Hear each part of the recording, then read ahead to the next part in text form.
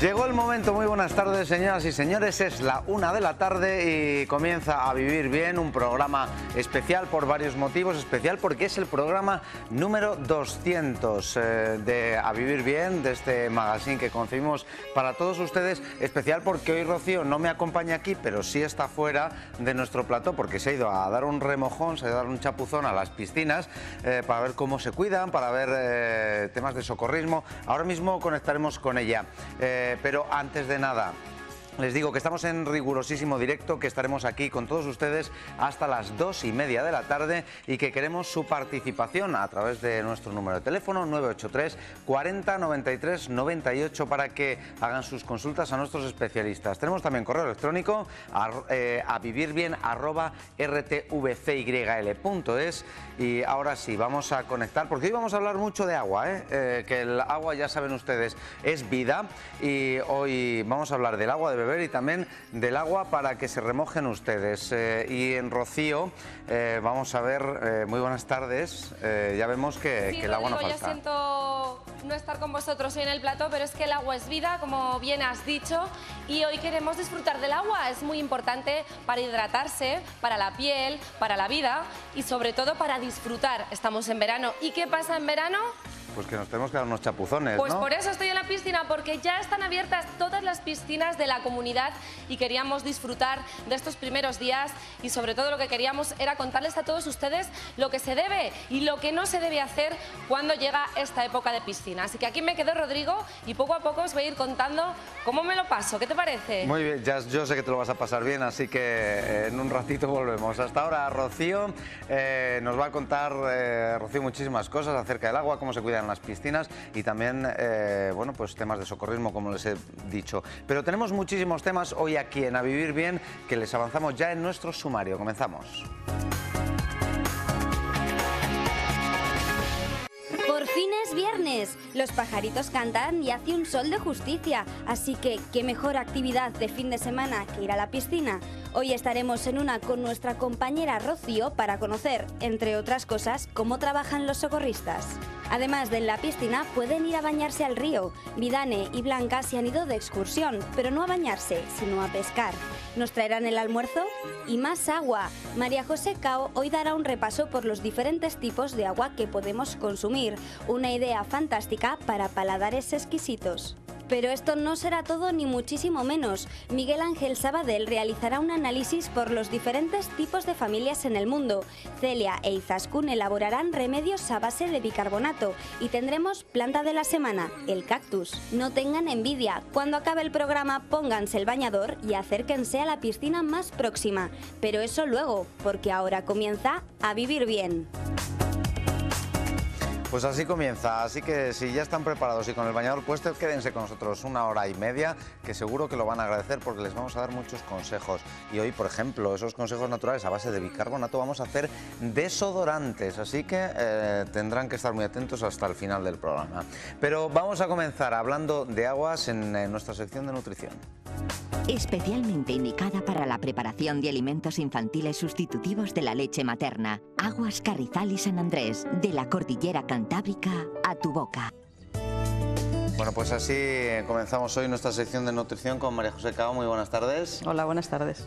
Bienvenida, como cada viernes. Muchas gracias. Y hoy vamos a hablarles del agua. Lo hemos tratado en algún que otro programa, Sí. pero quizá no nos hemos detenido en temas muy importantes como es el saber leer las etiquetas, que muchas veces no nos damos cuenta de que no todas las aguas son iguales, ¿verdad? No, claro que no. Ya como tú muy bien dices, hemos hablado en otro programa de la importancia que tiene el agua para el cuerpo humano y para la vida y para la salud, pero no hemos hablado de los tipos de agua que podemos encontrar. La etiqueta nos lo dice, evidentemente, ¿no? Y a lo que podemos llamar en general aguas de mesa son a esas aguas que compramos envasadas, Sí. porque luego siempre existe la posibilidad del agua potable de nuestra red pública de abastecimiento, ¿no? Que por supuesto se puede beber sin ningún tipo de problema, porque para eso tenemos unas autoridades sanitarias comprometidas para que cumpla toda la reglamentación en cuanto a lo químico, a lo físico y a lo bacteriológico. Dejando un poco de lado entonces esa posibilidad del agua del grifo, que se puede tomar sin ningún problema, vamos a centrarnos un poco en las aguas de mesa. Sí. Entonces, ¿qué entendemos por un agua de mesa? Pues en principio aquella que compramos envasada, precintada y etiquetada. Que se oiga el crack, exacto, ¿no? Del... Muy importante. Por muy elegante que sea un restaurante, no nos deben servir un agua abierta, ni debemos aceptar un agua que haya perdido el precinto en ningún caso, porque evidentemente nosotros no podemos comprobar que esa agua sea la original y no sea otra la que esté dentro de la botella. Incluso sabéis que a veces ha habido graves problemas porque en las botellas de agua se puede meter cualquier cosa, ¿no? Ha habido veces que en algún bar, en alguna ocasión que lo hemos leído por ahí, alguien ha tomado agua que no estaba precintada y luego no era agua, era pues un detergente, lejía o cosas que luego pueden dañar mucho la salud. Por lo tanto, primera medida, que sea precintada. Segunda, etiquetada, hemos dicho. Y fundamentalmente vamos a encontrar 3 tipos de agua en el mercado, que todas son aguas de mesa y todas están permitido venderlas como tales. Por un lado, lo que llamamos agua mineral natural, que es a lo que nosotros llamamos en general agua mineral, pero también hay agua de manantial, etiquetada como tal, como agua de manantial, y otro tipo de agua que ahora está imponiéndose poco a poco, que es lo que llamamos agua potable preparada, que lo pone en la etiqueta, yo esto no con esa denominación. Sí, ahora te voy a decir cuál, seguro que sí que las ves. Sí. Las aguas minerales naturales son aquellas que fluyen de un manantial, que puede ser un manantial espontáneo o perforado por la mano del hombre, y que tal cual se embotellan, sin más tratamientos de ningún tipo. Y que además las características de ese agua las permite declarar de utilidad pública. Por lo tanto, son aguas positivas para la salud. Y dentro de esas aguas minerales hay muchos tipos, dependiendo de lo que llamamos la mineralización, es decir, la cantidad de minerales que contiene ese agua. Mineral, pero poco mineral, porque cuando hablamos de agua mineral natural nos interesan más las aguas de baja mineralización, las que tienen pocos minerales. Que no sé si es lo mismo, no es lo mismo que de mineralización débil. Exactamente lo mismo. Es lo mismo. Podemos hablar de baja mineralización o mineralización débil, o incluso muy débil o muy baja mineralización. Hay aguas que tienen menos de 50 miligramos de residuo seco por litro. Es decir, si evaporáramos el litro de agua, nos quedaría de residuo 50 miligramos, que es poquísimo. La legislación en el agua del grifo, en el agua que bebemos potable, permite hasta 760, es decir, que de 50 a 760 hay mucha diferencia. Y todo ese es el amplio abanico de posibilidades del agua, en cuanto a minerales. Y luego hay que estudiar también el tipo de minerales que tiene. Por ejemplo, si nosotros queremos un agua fácil de eliminar, un agua que no se retenga, que no produzca edemas, buscaremos un agua baja en sodio, que tenga poquita cantidad de sodio, menos de 50 miligramos por litro de sodio. Si lo que queremos es un agua con menos sabor, que sea más fácil de beber, buscaremos un agua baja en calcio. Ya sabemos que la cal es lo que hace que el agua sea más dura y entonces tiene un sabor más extraño. Entonces buscamos un agua baja en calcio. Hay aguas que tienen algún sabor específico porque tienen algún mineral concreto, como los sulfuros, ¿no? Y sin embargo son perfectamente potables, incluso con características positivas para la salud. En fin, un amplio abanico, como digo, de aguas de distinta mineralización, dentro de lo que llamamos agua mineral natural. Dentro de esta, para no salirnos antes de ir a otro tipo de aguas, hablas por ejemplo, del sodio, menos de 50 miligramos. ¿Hay alguna que tiene 0,08, casi 0? Casi eso nada. Es mejor, porque es... Sí, sobre todo en aquellos casos en que hay algún tipo de patología relacionada con la retención de agua, como puede ser sobre todo la hipertensión. Si tenemos hipertensión, buscaremos un agua muy baja en sodio. Hay algunas que son prácticamente 0 la cantidad de sodio que tienen. Y además, ese agua se elimina mejor. No tenemos que perder de vista que el agua nunca engorda. El agua tiene 0 calorías, es imposible transformar agua en grasa. Por lo tanto, es que a mí me engorda hasta el agua, eso no es verdad. Lo que sí es verdad es que el agua pesa. Si yo bebo agua y no la elimino con la orina, pues eso va a pesar en la báscula. Yo me subo a la báscula y peso más. Pero eso no quiere decir que se transforme en grasa. Si es baja en sodio, se eliminará mejor. ¿De acuerdo? Entonces, dentro de las aguas minerales naturales, toda esa amplia gama de posibilidades. Luego tenemos el agua de manantial, que es un agua que también se envasa tal como surge, ¿no?, del manantial en cuestión, pero que no tiene esas características suficientes para declararla de utilidad pública. Y por lo tanto, bueno, pues es, digamos, de rango inferior. Por lo tanto, si yo leo agua de manantial, la puedo beber sin ningún tipo de problema, evidentemente, pero no es un agua mineral natural lo que estoy comprando, es otra cosa.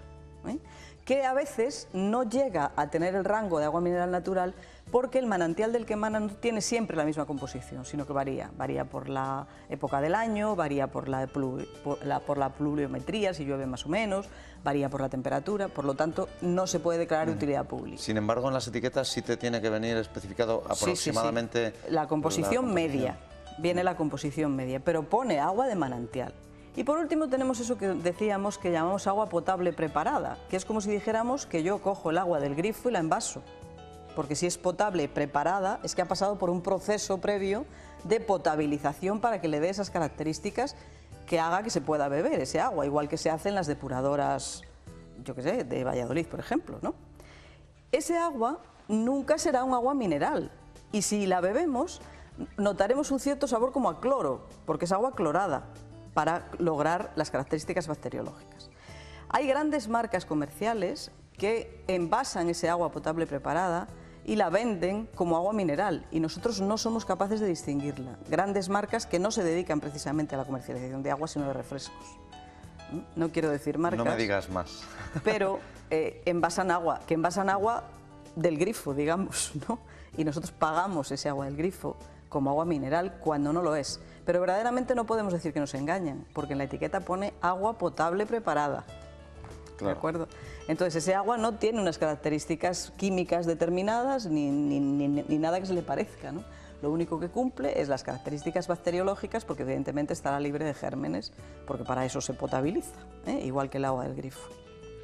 Por lo tanto, si yo quiero agua mineral o pido agua mineral en un establecimiento, quiero que me den agua mineral. Por lo tanto, tengo yo, que soy el consumidor, que leer la etiqueta y ver que pone agua mineral. Y luego irme a la letrita pequeña, que si no llevamos las gafas no lo vemos bien, porque la verdad es que son minúsculas, para ver la composición concreta en minerales de ese agua. Sabéis que el agua es H2O, pero casi nunca es agua pura, sino que siempre lleva esos minerales en composición, excepto si buscáramos pues, agua destilada, por ejemplo, ¿no? ¿Existe agua destilada preparada, embotellada? No, para beber no. La usamos pues, para la plancha, por ejemplo, ¿no? Para evitar que esos restos de minerales estropeen los electrodomésticos, pero no para beber. Para beber sí deberíamos buscar un agua de mineralización débil o baja mineralización. Pero sí hay gente que destila el agua para beberla, dicen que es muy bueno para depurar los riñones, no sé si... Sí, realmente si nosotros no añadimos ningún mineral, es la garantía de que todo ese agua, la que no se necesite para hidratar el organismo, se va a eliminar, porque no hay ningún mineral que lo retenga. Y luego además, a veces la mineralización alta en las aguas sí que puede provocar problemas renales. Por ejemplo, si nosotros tomamos mucho queso, tomamos muchos lácteos o comemos, yo qué sé, pescados azules que son ricos en calcio y además tomamos un agua rica en calcio, podemos llegar a formar depósitos de calcio en el riñón. Sin embargo, si ese agua fuera baja en calcio o fuera incluso sin minerales, pues evitaríamos ese problema. Pero desde luego no es necesario para nada. Es lo mismo que beber agua de lluvia, pues es un agua filtrada absolutamente, sin minerales, ¿no? Se puede beber, sí, pero ¿es necesario? No. Sabemos que a través de los aljibes siempre se ha aprovechado ese agua, pero luego ¿qué ocurre? Que al llegar al suelo capta los minerales y por las capas freáticas en que atraviesa y luego cuando sale por el manantial lleva el agua todos los minerales que ha ido recopilando por el terreno por el que ha ido pasando. Una duda, hay veces que tienes tu agua embotellada, a lo mejor te la llevas al trabajo y la tienes ahí unos días que no has bebido agua y empieza a oler mal. ¿Es peligroso? No, peligroso no, pero habría que desecharlo. Sobre todo hay un peligro y es cuando las botellas que están conteniendo el agua son de plástico y la temperatura que está sometida a esa botella es muy alta. Por ejemplo, en el coche. Si yo dejo la botella de agua en el coche y está al sol, ahora, por ejemplo, en verano, y se calienta mucho, cuando la vamos a coger decimos, esto es tal, es sopa, y al día siguiente que está fría me la bebo, ahí puede haber restos del plástico que pasan al agua, materias que son solubles en los plásticos y que cuando la temperatura es tan alta pasan al agua. Entonces ese agua habría que desecharla, no se debería beber. Es un consejo muy, muy importante. María José Cao, muchísimas gracias por tu aportación, iba a decir por su aportación, ya sabemos que no nos gusta aquí en este programa. Somos compañeros y amigos. Exacto, somos compañeros. Así que muchísimas gracias y nos vemos la semana que viene. Muchas gracias a vosotros. Que tengas un buen fin de semana. Igualmente. Nosotros vamos a seguir hablando de agua, pero de otro agua. Ya saben que Rocío lleva toda la mañana en las piscinas y ha elaborado un reportaje fantástico básicos sobre socorrismo, no se lo pierdan. Especialmente indicada para la preparación de alimentos infantiles sustitutivos de la leche materna. Aguas Carrizal y San Andrés, de la cordillera cantábrica a tu boca. Hoy en A Vivir Bien queríamos disfrutar de un día de piscina merecido. Hemos dejado el plato, ahí hemos dejado también a mis compañeras y a Rodrigo para disfrutar del agua, para disfrutar de este verano. Ya sé que hay muchos alumnos que todavía no han terminado las clases, pero dentro de muy poquito vais a poder disfrutar de la piscina como nosotros. Vamos a ver cómo se trabaja, vamos a ver cuáles son esas normas de piscina y sobre todo vamos a saber y conocer muy de cerca el trabajo de un socorrista. Todo esto aquí en A Vivir Bien.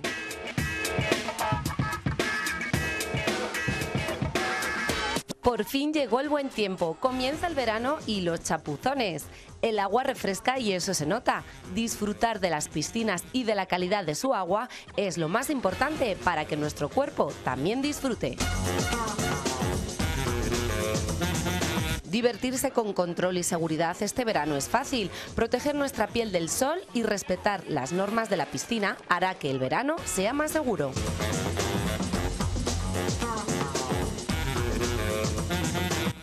Los chorros. ¿Sí? Sí. Bueno, ¿qué estás merendando? Pues un bocadillo de chorizo. Sí, está Sí, bueno. sí. 4, 5, 4, 5, por ahí. ¿Y qué tal está el agua? Muy buena. Al principio está un poco fría, pero después nada, sí está muy buena. Hay que ducharse antes de ir a la piscina. Respetar las normas de seguridad de las instalaciones, respetar a los demás usuarios, hacer uso de las papeleras, respetar los espacios que se destinen a cursillos de natación o actividades dirigidas.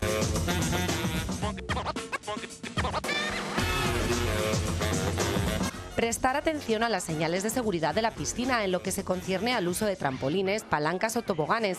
Que los niños que no saben nadar lleven un dispositivo adaptado a cada edad que favorezca la flotabilidad y que mantenga su cabeza fuera del agua. Estas son algunas de las reglas imprescindibles a seguir este verano. Toda esta, lo que es esta sala, es la sala de depuradoras, donde está la depuradora para el tema de piscinas, tanto la grande como la mediana como la piscina pequeña. En ese cuadrado que vemos ahí, vemos lo que es el pitorrito ese de goma y tubitos. Uno es para el pH, otro es para el cloro, y en aquella zona que tenemos por aquella parte está el de la piscina pequeña. Todo esto desde aquí se produce un goteo continuo de productos que van a la piscina.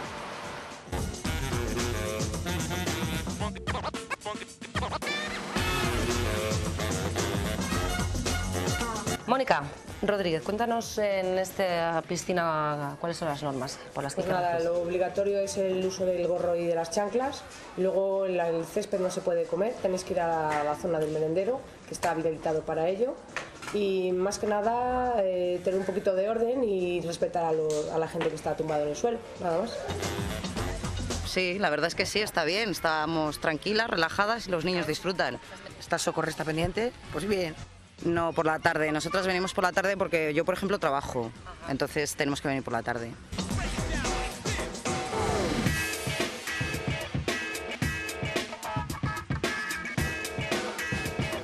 Sí, es evidente que tenemos otras actividades, como puede ser la nueva nave para disfrutar del pádel cubierto.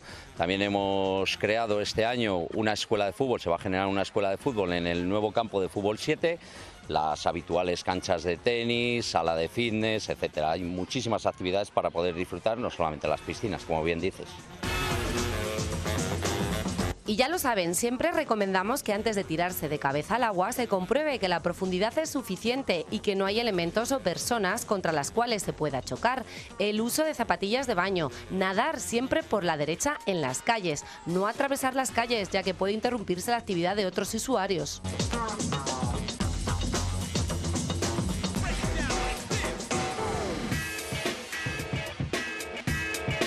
Tener especial atención en el acceso a la zona de baño de personas que sufran enfermedades dérmicas infectocontagiosas. En caso de duda, la dirección podrá exigir la presentación de un certificado médico.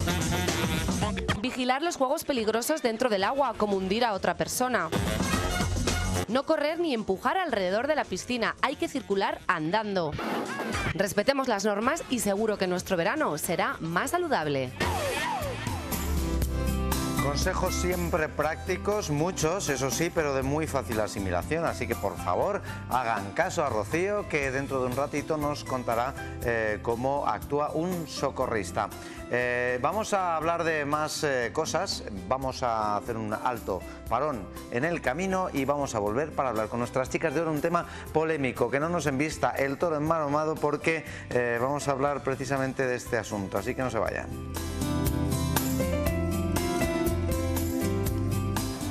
Pues la próstata creo que es un conducto que va en el pene de los señores, que se obstruye con la edad, puede ser por sales y por cosas de esas. A partir de los 50 se lo tienen que hacer. ¿Dónde está? Es una enfermedad típica, bueno, es un órgano típico masculino, del aparato urinario, el aparato sexual. Bueno, pues cuando tiene algún hombre problemas de próstata, vamos a, el órgano masculino del hombre. Puede llegar a un cáncer de próstata si se acumula ahí grasa, mala sangre. Comienza por que no puedes orinar y que luego después alguna vez quizá echas un poquitín de sangre, tienes que estar por eso y entonces pues se necesita generalmente operarse. Eso es lo que a las personas mayores también nos preocupa mucho. La próstata es lo que tenemos los hombres, que nos hace daño cuando tenemos una cierta edad. Parece que es solo del hombre, de eso de mear y tal.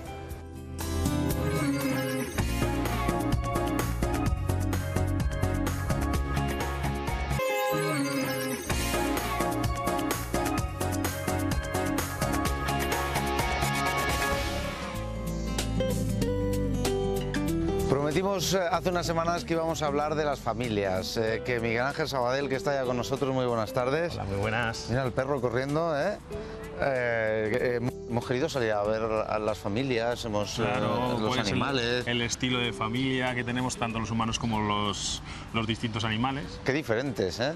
Pues mucho. Ten en cuenta además que lo más curioso es que lo más raro que hay en la naturaleza es que haya familia, o sea, es la monogamia en el mundo animal. Y por tanto entre nosotros. Pero estamos escuchando pájaros, ¿no? Sí, las aves suelen ser bastante monógamas. Eso no quiere decir que no tengan aventuras extramatrimoniales, sí. Es cierto, pero son monógamas. Los ratones de campo, que también son monógamos. Y por supuesto estamos nosotros como una especie monógama. Bueno, más bien monógamos secuenciales. Porque estamos primero una pareja, después puede venir otra, etcétera, etcétera. Pero no pasa esto en todas las culturas tampoco. Claro, no, la cuestión es después, eso es la parte biológica, después, eso cómo lo integramos en nuestras culturas. Entonces, ¿cómo definimos nosotros lo que es una familia? Y cuáles son, sobre todo, los roles dentro de las propias familias. La nuestra es bien conocida, ¿no? El padre, la madre, los hijos, después vienen los tíos. La nuestra es una familia extendida porque en la cultura mediterránea sí funciona pues que estén los abuelos, los tíos, etcétera. Por ejemplo, en la cultura anglosajona es más familia nuclear. Entonces vemos en las películas que no ven al padre hace 2 años o que no van a ver a su... Bueno, los abuelos ni aparecen, solo aparecen en las películas nunca, porque son muy... No me he fijado yo en ese Si te das cuenta, detalle. solo van a ver a la familia y que la familia son sus padres y hermanos, pues cuando quedan para, yo qué sé, para el Día de Acción de Gracias o algo así, y nada más. No está esa dependencia de la familia extendida como es nuestra cultura mediterránea. Pero aún así hay otro tipo de familias diferentes en las distintas culturas.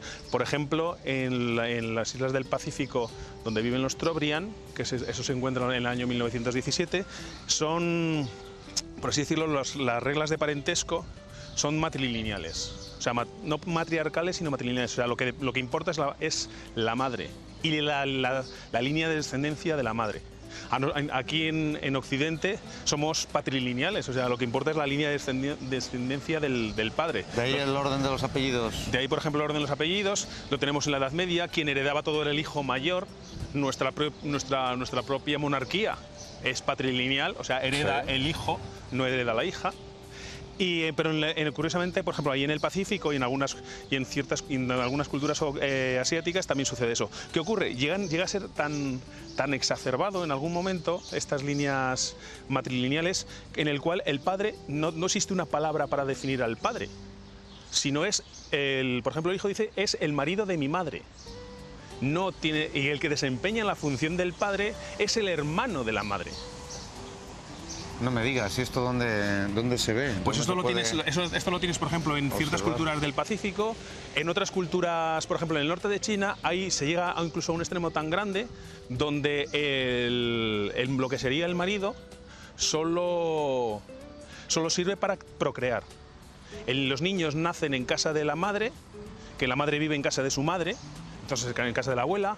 El marido no vive en esa casa, sino que se va a vivir a casa de su madre, y lo único que tienen pues se relacionan de vez en cuando, y no tiene ningún derecho sobre los hijos, porque los hijos son de la línea de la madre y no tienen ningún derecho sobre ellos. Eso no quiere decir, lo que sí que es llamativo es que quien realiza las labores, por así decirlo, masculinas dentro de esa familia es el hermano de la madre. Y lo que sí, solo ¿Hay algún tipo de razón? No, simplemente es totalmente cultural. Se han definido así. De hecho, normalmente con la forma de argumentar es que quien proporciona, por así decirlo, el envoltorio es el padre, pero quien proporciona el alma es la madre. Entonces, y evidentemente los hombres en esas sociedades no tienen ninguna capacidad de decisión. O sea, están sujetos a lo que sería la línea matriarcal, y cuando se casan o cuando tienen pareja con otra familia no tienen ningún tipo de derecho. De hecho, insisto, no existe la palabra padre en ese vocabulario. ¿Y en la línea descendiente también son las chicas las que, digamos, manejan el cotarro? Sí, por así decirlo. Pero también ten en cuenta que incluso hay algunas sociedades en las cuales, por ejemplo, ya son nuestras propias divisiones, sabemos distinguir perfectamente entre tíos, primos, hermanos, etc. Bueno, pues hay culturas en las cuales tienen la misma palabra para definir al tío y al primo. Es lo mismo. Incluso hay otras culturas en las cuales el padre y los hermanos del padre se designan con el mismo término, porque tienen más o menos las mismas obligaciones. Un poco más el padre biológico, por así decirlo, pero tiene las mismas obligaciones. O sea, incluso nuestras propias definiciones de lo que son cada cosa no son características de todas las culturas. Y lo que sí que resulta sorprendente es que te puedas encontrar que un mismo término sirva para hablar del hermano de tu abuelo, del hermano de tu padre y de los hijos de tu tío. El mismo término para todos ellos. Sí que es curioso, sí.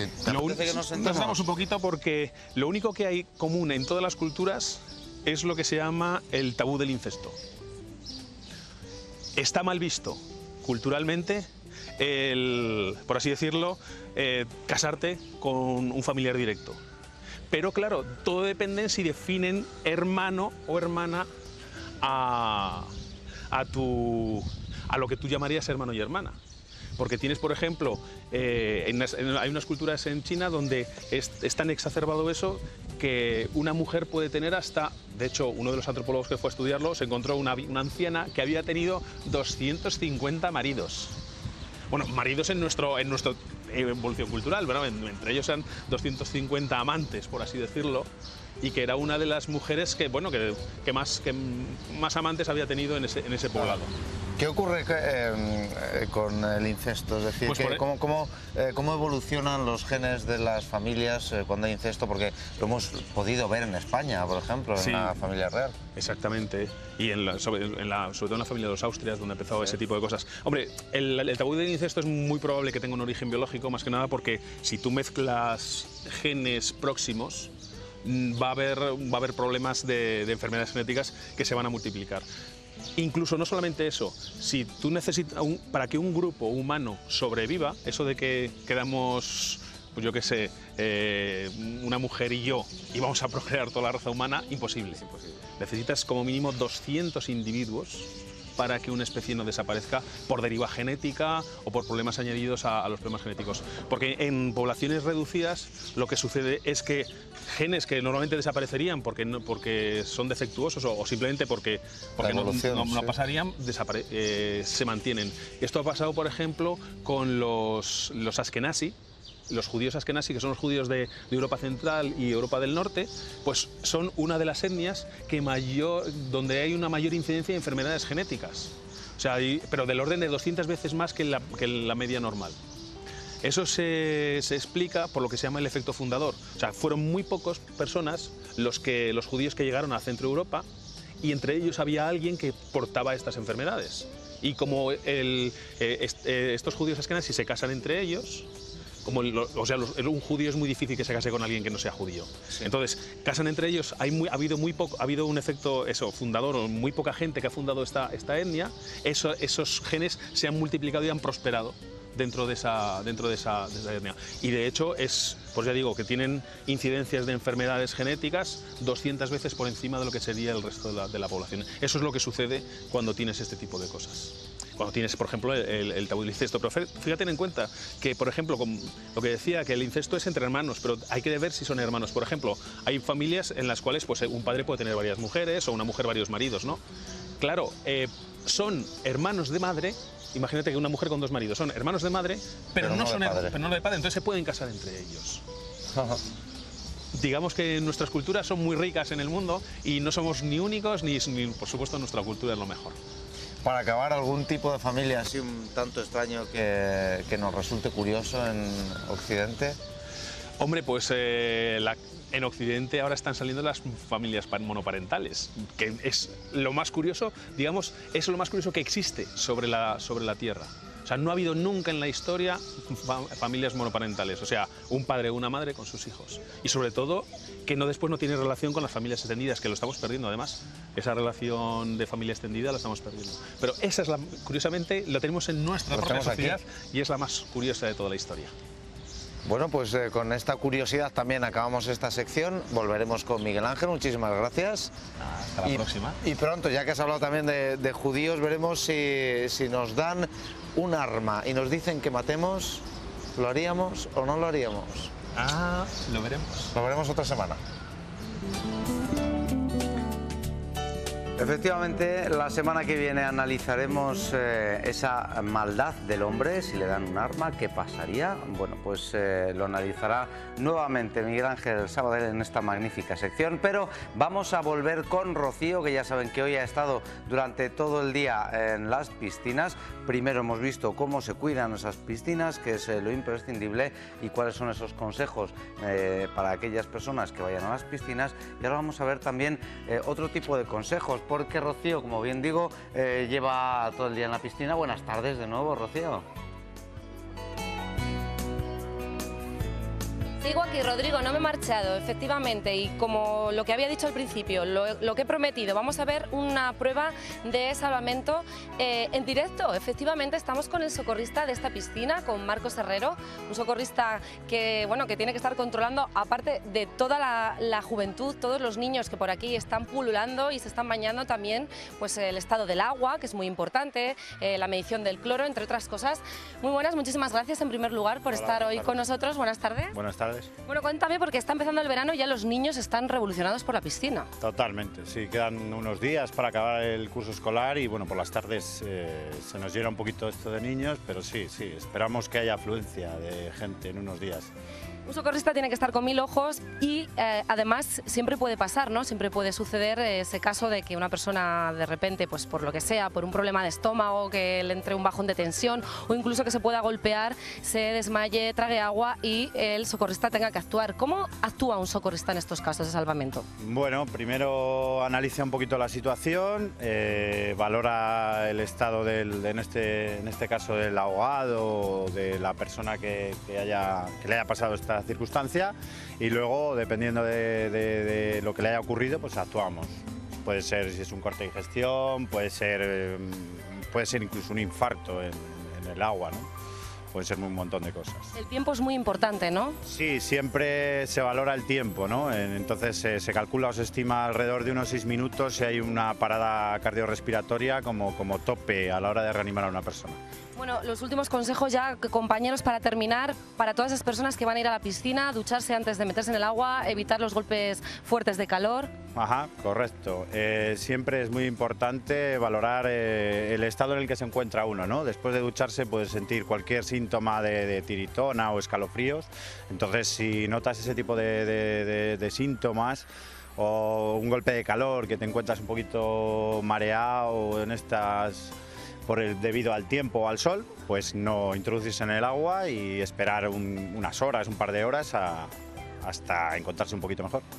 Por último, el mito de media hora antes de meterse en el agua cuando has comido hay que esperar, ¿es cierto? Se dice, depende. Hay gente que está un poquito más acostumbrada, otra gente no está tan acostumbrada, pero es lo que te he dicho antes. Tú, lo ideal es mojarse antes de introducirse en el agua y si notas cualquier estado de tiritonas o que no te encuentras en un buen estado, pues no introducirse. Pero bueno, siempre se dice que intentar no comer comidas copiosas y luego meterse en el agua, ¿no? Pero vamos, sí.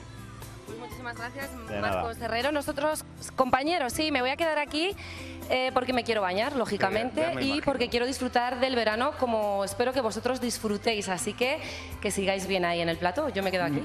Qué cara tiene, Rocío. Muchas gracias. Nosotros iremos dentro de un ratito, eso sí, a la piscina a darnos un chapuzón y a utilizar todos estos consejos que hoy nos ha querido dar Rocío desde fuera del plató. Nos vamos a ir a publicidad. Vamos a volver con nuestras chicas de oro, que hoy nos van a hacer, cuidado, desodorantes. Así que para el chico y para la chica, ¿eh? Así que no se vayan. Volvemos enseguida.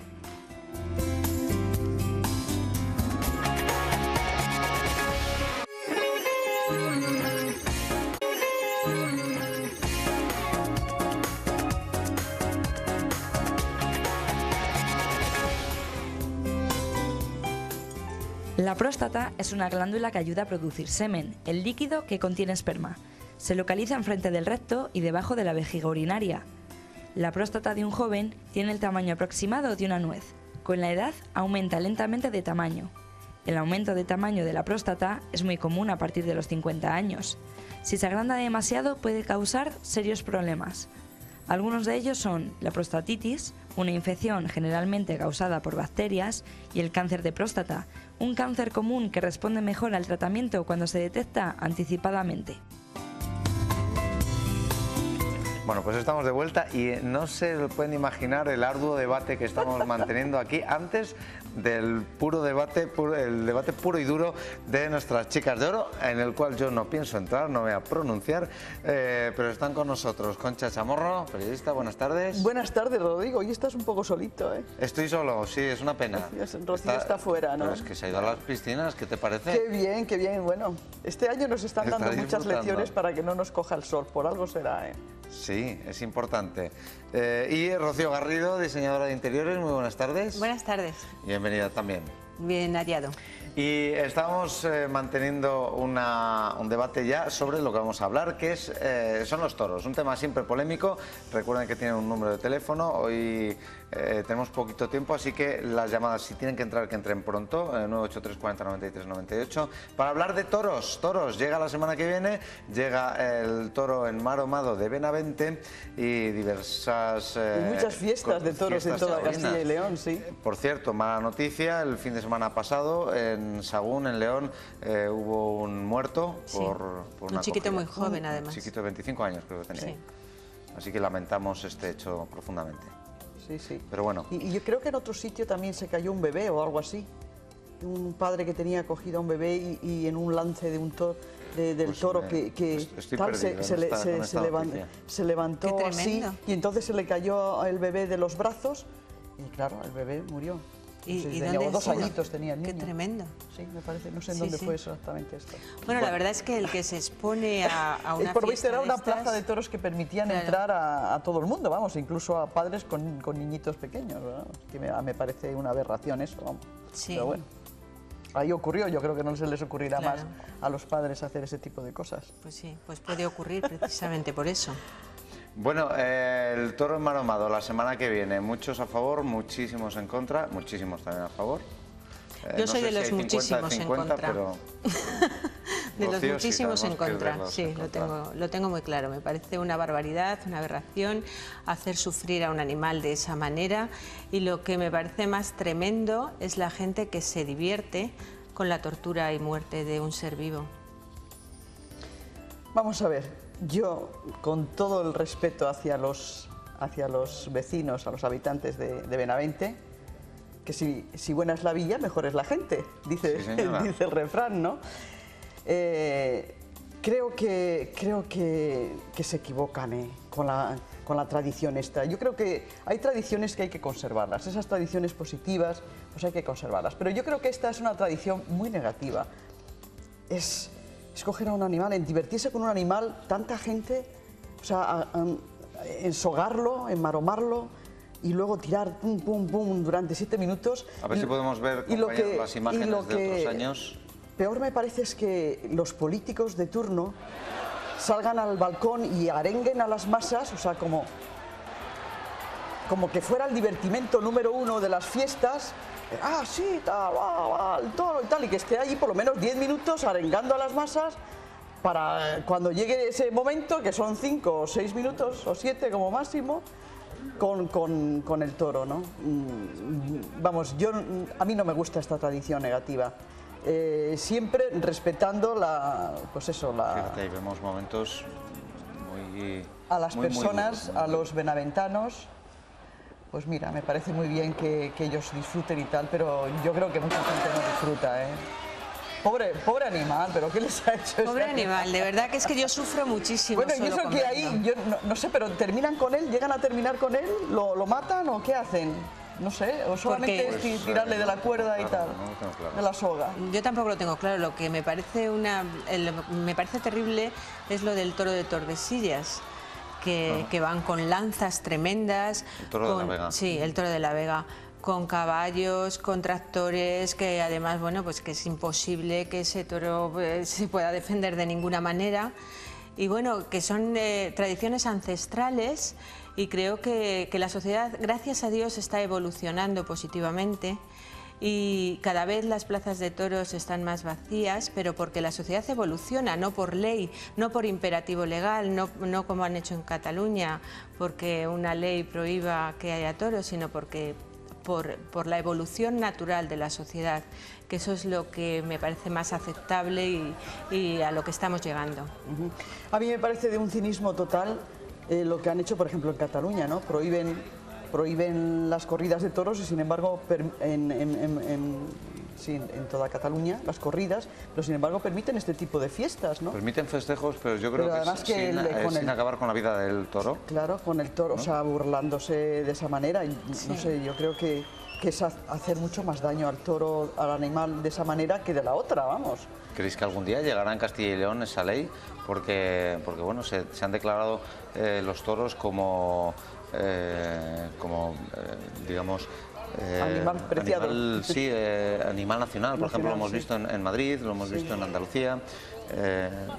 Hombre, es un símbolo, Yo creo que no se debía. Yo creo más que el toro, la fiesta, hablo de la fiesta. Prohibir la fiesta, yo creo que no. O sea, yo creo que eso lo hace la gente por motu propio. Sí. La prueba evidente, yo hablaba antes con Rocío, las plazas de toros cada vez se están habilitando más para otro tipo de festejos, ¿o no? Sí. Yo incluso veo mal el circo, con los animales salvajes, vamos, eso lo encuentro una aberración, y exactamente igual o peor, Tenemos ya una llamada, vamos a ver. Antes de que entre la llamada, sí que quiero decir que esta tertulia no es una tertulia preparada para enfrentar a unos contra otros, sino que son nuestras chicas de oro habituales que tienen su pensamiento, pero también admitimos el pensamiento del resto de Castilla y León, como van a poder ver. Buenas tardes. Hola. Hola, eres Rosario de Valladolid. Buenas tardes. Sí. Cuéntenos. Mire, estoy oyendo a estas dos personas que están opinando sobre el toro enmaromado, sobre el toro de Tordesillas, y yo quisiera saber si estas personas han ido, lo han visto, saben de qué va, tanto el toro enmaromado como el toro de Tordesillas. Yo quisiera saber si se atreven a opinar sin saber de qué va. Yo creo que para saber y opinar de una cosa tengo que enterarme bien de qué va, ir, verlo y luego opinar. Yo creo que estas personas no tienen ni idea de lo que están hablando. Bueno, muchas gracias. Gracias, Rosario. Bueno, yo la verdad no he asistido, a mí no me gustan los toros ya de entrada. Creo que he ido a una corrida en toda mi vida. Me llevaron y yo era muy joven y yo no disfruté de la corrida. Pero yo no estoy en contra de las corridas de toros. Yo creo que la gente que quiera ir y tal, yo considero las corridas de toros como un arte. Y se enfrenta el animal con el hombre con el animal. Pero estas fiestas que se celebran en diversas localidades, pues yo tampoco he asistido, las cosas como son, y esta señora tiene razón. Igual, para opinar del todo, habrá que estar dentro de la fiesta. pero yo nunca me sumaría a una masa de ese tipo. En principio porque igual me machacarían, vamos, me horroriza estar en una gran muchedumbre. Y máxime con un toro por delante, ¿no? No lo sé, vamos, yo, vistas las imágenes, no me gusta ese tipo de fiesta. Y esa es, desde ese punto de vista, es mi opinión, no es desde el punto de vista de pasarlo dentro de la muchedumbre de la fiesta. Yo sí he estado en el toro de Tordesillas, en el toro de Vega, porque me han llevado, no de motu propio, y yo entiendo a esta señora que hay que estar ahí porque lo que realmente atrae es el ambiente de toda la masa, pues que está muy exaltada, y bueno, y todo eso puede llegar a ser divertido. Pero yo, fuera del ambiente, que coincido con Concha, no me gusta estar en ese tipo de masas exaltadas, pues yo sufro mucho por el animal, por cualquier animal, no solo por el toro de Vegas ni por el toro de enmarmado, sino que coincido también con Concha en que sufro mucho en los circos, incluso cuando he llevado a mis hijos a los, ¿cómo se llama?, a los zoos, me parece que hay ciertos animales que sufren mucho en un zoo, porque ver a un oso polar estar a 40 grados en un zoo de Madrid en pleno verano, pues me parece tremendo, ¿no? Tenemos otra llamada. Muy buenas tardes. Buenas tardes. ¿Con quién hablamos? Fernando, de León. Fernando. Bueno, yo nada, comentar, mira, estoy comiendo con mi hijo y estoy viendo el programa ahora mismo, y yo soy de Benavente, pero bueno, mis raíces son yo soy de Astorga, pero mis raíces son de Benavente, y con la proximidad del toro, pues mira, es simplemente explicar una cosa, que el toro, por ejemplo, el toro enmarmado de Benavente, al toro no se le toca nunca, o sea, de las 50.000 o 60.000 personas que hay corriendo el toro, nadie, absolutamente nadie toca al toro. Ni tiran de la maroma, ni le pegan, ni absolutamente nada. El toro lo único que hace es correr. Se podrían evitar las cogidas con la maroma, porque se podrían evitar, pero las hay, y graves, como pasó el año pasado o hace 2 años. Entonces yo, por ejemplo, a esta señora que llamó antes, pues precisamente le doy la razón, porque hay que vivir una fiesta desde dentro para saber lo que realmente hay. Entonces, mira, como las imágenes que hay ahora, por ejemplo, hay cogidas que se podrían evitar con la maroma, y al toro se le deja suelto. La maroma simplemente es para conducirlo. Yo esa es mi opinión. Yo respeto a la gente que no le gusta. ¿Está usted a favor, por lo que veo, no? Sí, yo respeto a la gente que no... Por ejemplo, mira, hay una manifestación el domingo en Benavente que es en contra del toro enmaromado. Bien. Me parece perfecto. Tanto ellos irán... Yo, por ejemplo, mis amigos, los de la peña que yo tengo en Benavente, por ejemplo, van a ir. A mí me han invitado a ir, pero yo no voy a ir, por ejemplo. Entonces, yo respeto todas las opiniones. Muchísimas gracias, Fernando, gracias por vernos, y parece que su hijo solicita su atención. Así que muchísimas gracias también por su opinión. Tenemos que ir despidiendo, si queréis una conclusión a lo que ha dicho Fernando. Yo creo que esto son cuestiones muy personales, y bueno, yo creo que prohibir, yo creo que tampoco lo prohibiría, vamos. Yo creo que la gente, si le gusta y va y quiere asistir, estupendo. Yo personalmente no asistiría. Yo personalmente no he asistido nunca. Ahora, que yo respeto a la gente que asiste. Mientras la gente asista, bueno, y no ocurra nada malo, pues bueno, estupendo. Yo también me pronuncio en el respeto a todo el mundo, y estoy en contra de las prohibiciones, prohibido prohibir. Mi esperanza está en que la sociedad evolucione a que este tipo de espectáculos terminen concluyendo, y creo que vamos por ahí. Me parece que tu esperanza va a tener que esperar un poco. Rocío, Concha, muchísimas gracias a las dos. Nos vemos la semana que viene. Hasta luego. Y ahora, ¿os gusta la pesca? Ay, bueno. Se le hace daño al... Se le hace daño al animal, claro. Me esperaba una respuesta parecida. Bueno, pues nos hemos ido de pesca. ¿Como deporte? Nosotros no nos hemos ido de pesca. Se han ido Blanca y Vidane, que han preparado este reportaje conjunto. No se lo pierdan.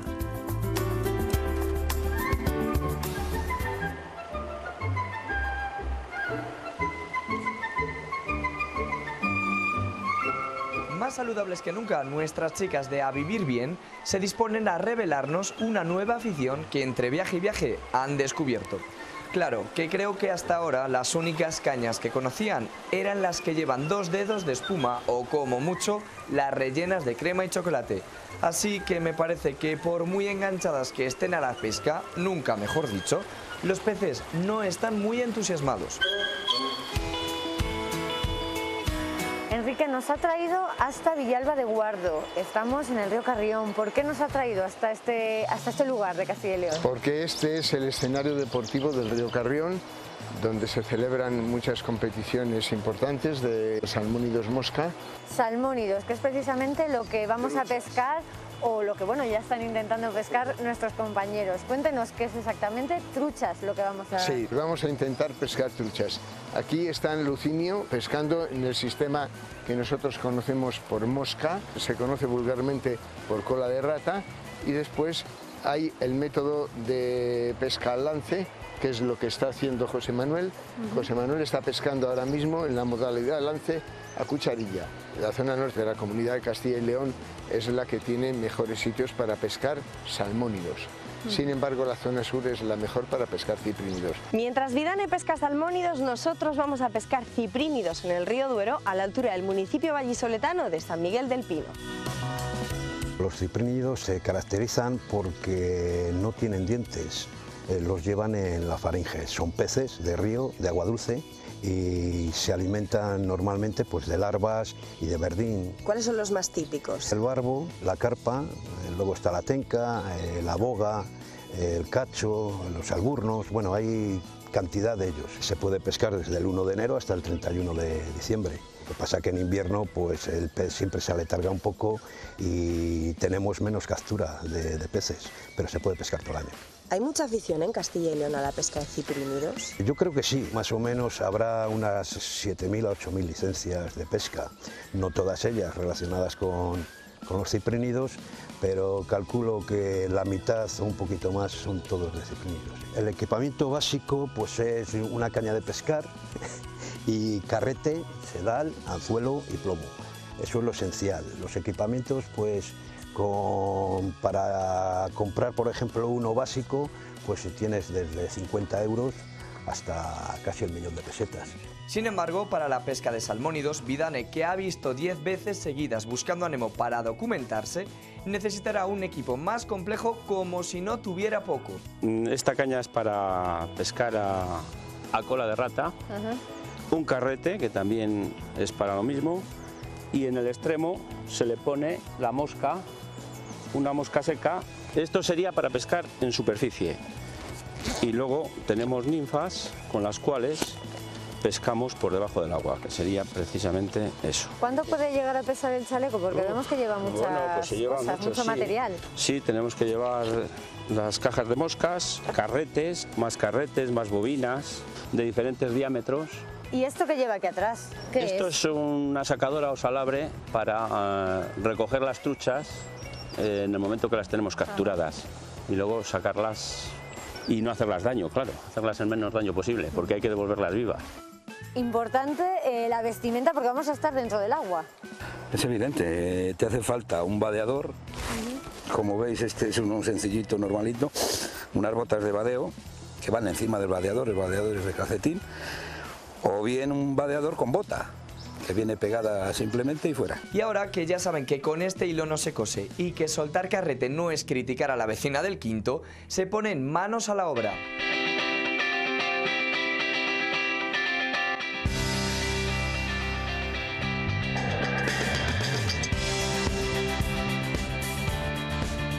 Nos encontramos aquí con Javi, que está pescando a la boloñesa o a la española. La característica de esta pesca normalmente son cañas que van de 5 metros hasta 11. Él está usando una hora de 6 metros y la característica es salvar un poco las corrientes. Se pesca siempre con el sedal por encima del agua. Nos encontramos con José, que se está pescando al Q Se caracteriza porque la caña, como veis, ni tiene anillas ni tiene carrete. Tiene por dentro una goma interior que hace, cuando pica el pez, hace de carrete. Se estira y es lo que cansa al pez para traerle al pesquil. Ahora vamos a ver otra forma, ¿no? Sí. ¿Cuál es? Está Juanjo pescando a la inglesa. Se caracteriza porque, por ejemplo, el sedal siempre va por debajo del agua. Se usa normalmente pues, cuando hace bastante aire o para pescar también a largas distancias. José Manuel, y estamos tirando hacia allá por algo en concreto. ¿Hemos visto alguna trucha? ¿Es intuición? Es intuición, mayormente es intuición, hombre. Se pueden ver, para eso existen las gafas polarizadas, te ubica todos los reflejos y sí las ves. Pero normalmente pescando con la cucharilla, con lance ligero, es intuición y bueno, intentar ponerle donde pueden estar. Es un poco adivinatorio. Eso también lo hace la experiencia, ¿no? También, evidentemente, leer el río es muy importante. Los años de experiencia te enseñan dónde se ponen, dónde no se ponen. ¿Cuánto tiempo lleva pescando usted? 30 y muchos años. Empecé relativamente tarde, empecé con 18 años, pero que vamos... Pero nunca es tarde, ¿no? Nunca es tarde. Es más, yo sé de gente que ha empezado con 40, 50 años. Y bueno, es una actividad, pues, no sé, estás en contacto con la naturaleza, te relaja. A mí me relaja muchísimo. Cuando tienes algún problema, en vez de consultarlo con la almohada, lo consulto con el río y lo ves de otra manera. Y que si no pica no pasa nada, ¿no? Evidentemente. Aunque si los peces no hubieran huido, todo sería mucho mejor.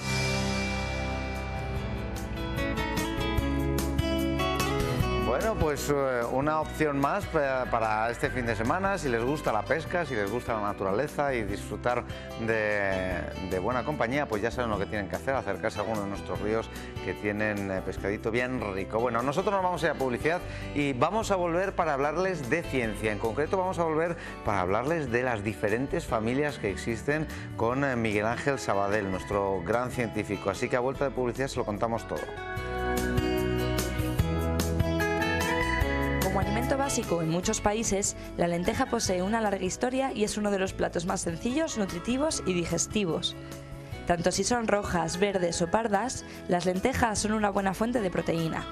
Contienen un alto nivel de vitamina B, sobre todo la B3, cuya carencia puede repercutir en mala memoria e irritabilidad.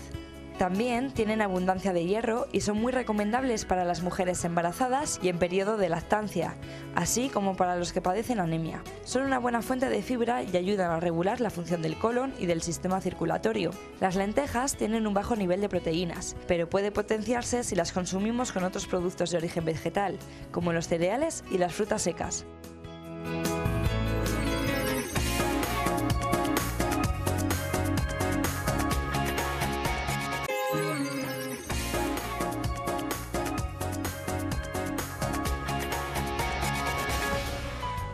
Las 2:12 estamos de vuelta en A Vivir Bien y he presentado, antes de irnos a publicidad, a las chicas de oro. ¿Cuándo no son las chicas de oro? Las chicas de oro en esto ya están ya preparadas nuestras amigas de Mundo Natural. ¿Estáis preparadas ya, verdad?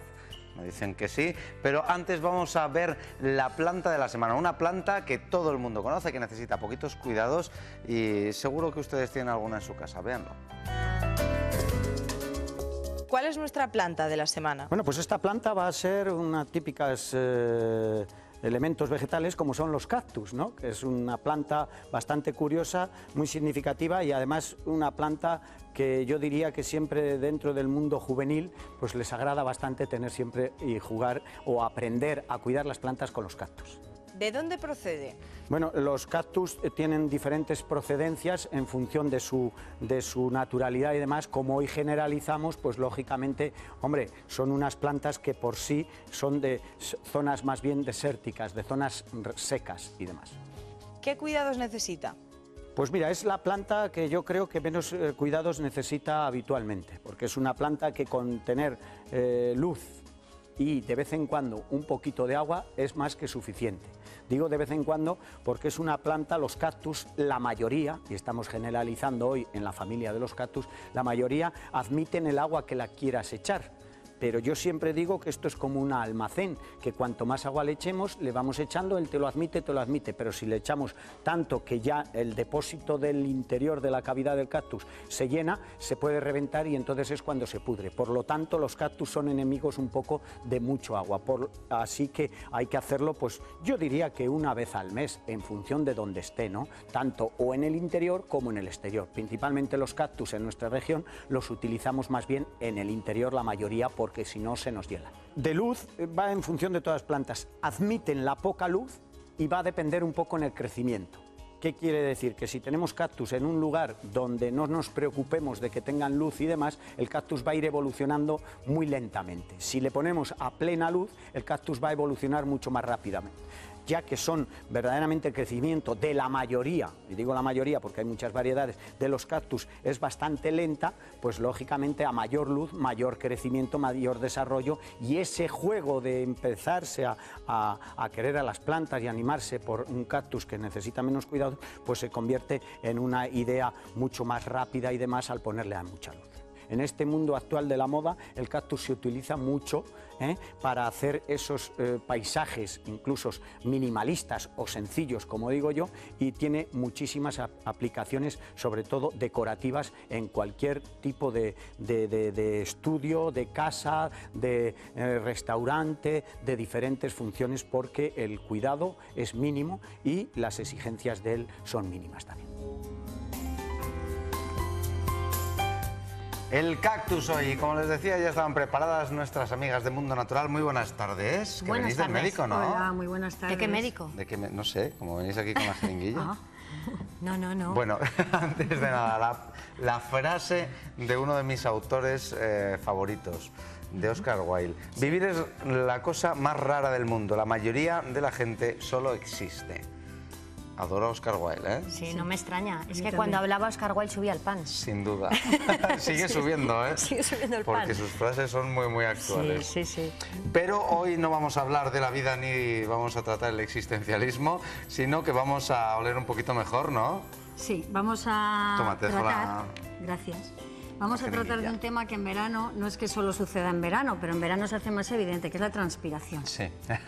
¿No? Entonces, Camacho tiene una larga experiencia en ese tema. Camacho y muchos otros, se han crucificado al pobre hombre. Ya era para ello. Era un poco excepcional, ¿no? Aquella transpiración masiva, claro, era es que como no se tenía algo que haber quitado imparable. la chaqueta nunca. Claro. Pero bueno, sigue el protocolo. Le pasó a él y nos pasa a todos. Entonces, realmente él fue ahí una muestra de la humanidad y la realidad y la verdad es que nos pasa absolutamente a todos, ¿no? Ahora ya se llama tener camachos. Tener camachos, sí. Fíjate. Y además es bueno que así sea, ¿eh? Porque está como muy mal visto esto de sudar. Realmente es una cosa así como que no tiene que suceder. Y la transpiración es importante. Sí, porque a través de la transpiración eliminamos toxinas y el cuerpo se enfría. Se nos refrigera. Entonces es importantísimo no inhibir la transpiración. Es que vaya palabrita. Entonces, para aquellas personas que no quieran usar antitranspirantes, porque sabemos que el de antitranspirante tapona y toda esa toxina vuelve a reabsorberse por el organismo y en muchas ocasiones pues eso produce problemas de salud, sobre todo a las mujeres. Bueno, hay estudios ahora sobre ello. Entonces vamos a daros una alternativa que es... Espera, perdona, es que he leído, ¿sabes lo que he leído? Que para los hombres son menos perjudiciales los antitranspirantes por el vello, porque normalmente el producto queda más en el vello que en la piel. Pero como ahora la depilación es unisex, claro, efectivamente, pues que sepáis que cuando os depiláis y usáis productos antitranspirantes, os hacen más daños, perjudican más todavía. Bueno, pues entonces, constancia. Desodoricémonos, pero dejemos que la naturaleza siga su curso y elimine lo que tenga que eliminar. Bueno, entonces, ¿cómo lo vamos a hacer? Pues vamos a necesitar, Rodrigo, tomillo y salvia, que son dos plantas muy tradicionales. La salvia evita muchísimo la transpiración y el sudor, y el tomillo tiene la propiedad de desinfectar. Entonces vamos a emplear tanto la salvia como el tomillo, y eso va a ser la base de este desodorante natural. Porque después va a oler a bueno, después nos dais las claves. ¿A qué va a oler? Va a oler a campo. Pues va a oler un poquito a salvia, a tomillo, pero luego lo vamos a aromatizar con aquellos olores y aromas que a nosotros nos gusten. Entonces luego lo vamos a perfumar. Bien. En todo caso son olores agradables, ¿eh? No son... Tampoco huele mal. Huele bastante bien. Entonces vamos a emplear 100 mililitros de agua, en este caso destilada. ¿Habéis traído el agua de la plancha y todo? Agua destilada, sí. Qué bien. Porque no tiene minerales y por eso lo vamos a usar. Entonces, 100 mililitros, pues es algo así. No sé, ¿igual es mucho? No, está muy Bueno, bien. vamos a calcular A ojo. igual, En todo caso- igual que cuando lo Sí. cocemos, ¿no? Eso es, en todo Esos caso son 100 serían 100 mililitros. Y lo que vamos a hacer es repartir 4 cucharadas de planta para estos 100 mililitros. De cada planta. De cada planta. La persona que padezca más de olor echará más tomillo. Podrá echar 3 cucharadas de tomillo y 1 de salvia. La persona que padezca más de transpiración, que sude más, aunque luego El olor no corporal tenga no ese es- olor corporal tan fuerte, empleará más salvia. Bien. Nosotros, como ni para ti ni para mí, le vamos a echar Vamos a 2 de empatar. salvia y 2 de tomillo. Perfecto. ¿Qué te parece? Me parece muy bien. Pues ya está. Entonces, le echamos 2 de salvia.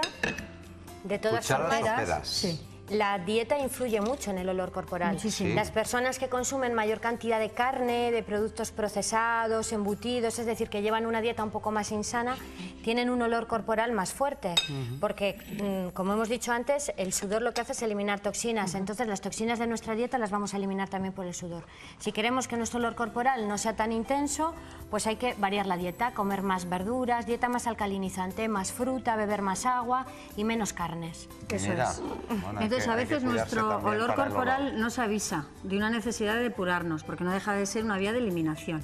Entonces, si escuchamos al cuerpo y lo atendemos, muchas veces en pequeñas cositas tenemos claves muy importantes. ¿Y se lo puedes decir al vecino?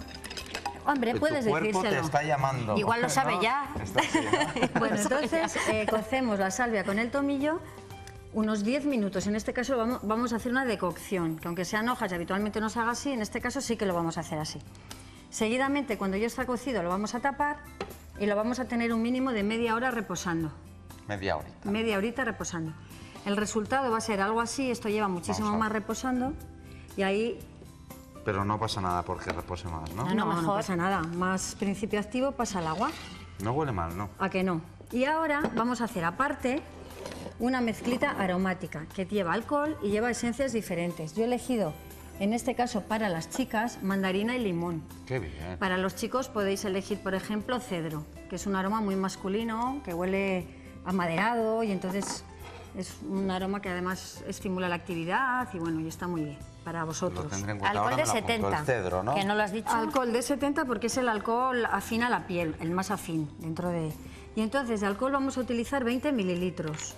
Si tenemos en cuenta que una cucharada sopera son... Que serán 15, ¿no? ¿Nos vamos a hacer una regla de 10. 3 o qué? No, 10. Serán 10 Pues o 15. echamos 2 cucharaditas soperas, porque tenemos aquí el medidor, que es la jeringuilla, y la hemos traído para ello.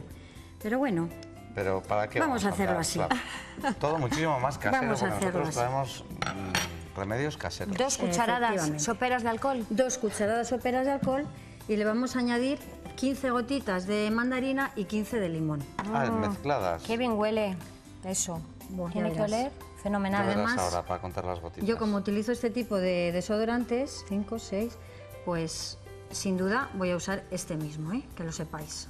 Cuando queramos, perdona, cuando Sí. queramos utilizar aceites esenciales siempre tiene que ser en alcohol o en aceite, Sí. que lo sepamos, porque en el agua no se diluyen. ¿En alcohol o en aceite? Claro, si nosotros echamos el aceite esencial aquí, va a quedar flotando, porque no Claro. se diluye, el aceite y el agua no se mezclan. En cambio, al añadirlo en el alcohol, se mezcla y ya una vez que está mezclado se añade al agua y queda perfecto. Perfecto. Bien, pues lo voy a mezclar con tu permiso con esta parte para si tú luego usas la cucharilla. Mira la mandarina, qué bonita. Mira, ¿ves? Sí, sí, sí, ha quedado... Entonces no el sé si se alcohol... puede apreciar. Bien, pues ahora es tan sencillo, mira qué bien, cómo poner el embudo para que no se salga el ¿Quieres que líquido. te sujete? Sí, te lo agradecería, no voy a negártelo, porque esto tiene una cierta complicación. Sí, lo vemos. ¿Yo puedo echar una mano en algo? Y si te tiembla un poquito el aplaudiros pulso... o- Sí, si quieres aplaudir, siempre, vamos, lo puedes hacer. Bueno, un Vale, aplauso virtual. bueno, pensé que iba más. Vale, entonces eso va a quedar más o menos hasta ahí. Después lo de la mesa ¿Veis lo cómo recojo. queda ya totalmente la planta, no? Ha Sí. expulsado al exterior todos sus principios activos, con lo cual... Ay, Sí, este. ahora ya lo que hacemos es Añadir el alcohol. añadir el alcohol con la esencia para que se pueda mezclar con el agua. Ahí está. Ya lo tenemos. Y este es el desodorante. Y esto es un Nos desodorante. quedan 3 minutitos, Muy ¿eh? bien, Izaskun, pues ala. Ya está, ahora Poquito. solamente hay que usarlo. Bueno, mi desodorante es muy rápido. También traes Sí, es otro ¿no? desodorante que no es líquido. Bien. A ver cómo huele. A ver cómo huele, eso sí. Sí. Es que me da un poco de cosilla aplicármelo con el micrófono. A ver, pon así la mano. Pongo la mano. Hay uno. Oye, huele genial, ¿eh? Huele fenomenal. Es fresquísimo, refresca, renueva, todo. Bueno, el mío va rápido. De verdad que sí. Venga, rápido. Un desodorante que no es líquido, porque hay personas que no les gustan los desodorantes líquidos, los sprays, pues vamos a hacer uno sencillo y digamos en sólido. Necesitamos una cucharada de maicena o fécula de maíz. ¿Fécula de maíz o maicena? Una cucharada de bicarbonato. El bicarbonato en este caso es un desodorante estupendo porque nos va a cambiar un poco el pH y entonces no va a permitir que las bacterias se desarrollen y nos va a evitar muchísimo el olor corporal. Lo vamos a mezclar, lo mezclamos bien y le vamos a añadir aceites esenciales, los aceites esenciales que nos gusten. En este caso, árbol de té y lavanda, por ejemplo. La lavanda, que es una planta aromática, además de que huele muy bien, pues también inhibe un poco el desarrollo de las bacterias, que es lo que buscamos, y el árbol de té, parecido. Para el sudor va fenomenal, ya hemos hablado muchísimas veces de él, para pies y todo. Entonces añadimos 10 gotas de lavanda y 10 gotas de árbol de té. Ya verás. La sobra tiempo con un minuto, sí. Hombre. Claro que sí. Bueno, y es que hay que decir que aunque tenga este aspecto, después huele genial. Entonces lo vamos a mezclar todo esto muy bien mezclado. ¿Y cómo se aplica esto? Bueno, esto lo podemos tener en un envase, por ejemplo, en el cuarto de baño. Y después de la ducha lo que hay que hacer es muy sencillo. No tenemos agua, con agua. ¿Dónde hay agua? He hecho aquí un poquito pues mira, de agua, humedecemos por ejemplo, la zona, en este caso la axila, la humedecemos con agua. ¿Qué axila tienes más? Más parecida a Y una con mano. los mismos, con la humedad que tenemos en la mano, hacemos así y así, frotamos la axila con esta mezcla y listo, ya estamos listos para vestirnos.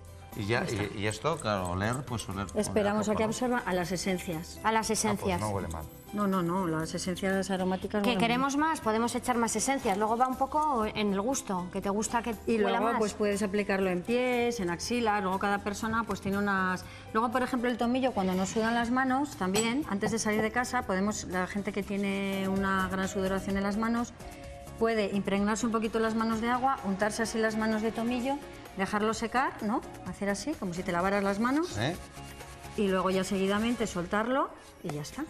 Oye, y entonces qué todos los consejos, aceites al frotarlos quedan ahí en las palmas de nuestras manos. Es genial. Bueno, todo lo van a poder ver en el Facebook porque lo vais a colgar en la página. Lo colgamos en el Facebook. Esta misma tarde, ¿verdad, Izaskun? Sí. ¿Verdad? Bueno, pues ya lo sabéis. Lo y la semana que viene, pues otros consejos. Aquí tienen desodorantes para esta época de verano. Nos vamos, muchísimas gracias. Hasta la semana que viene. A ustedes les esperamos, como siempre, el próximo lunes a la 1 de la tarde estaremos aquí de vuelta con Rocío y ella también con nosotros. Buen fin de semana.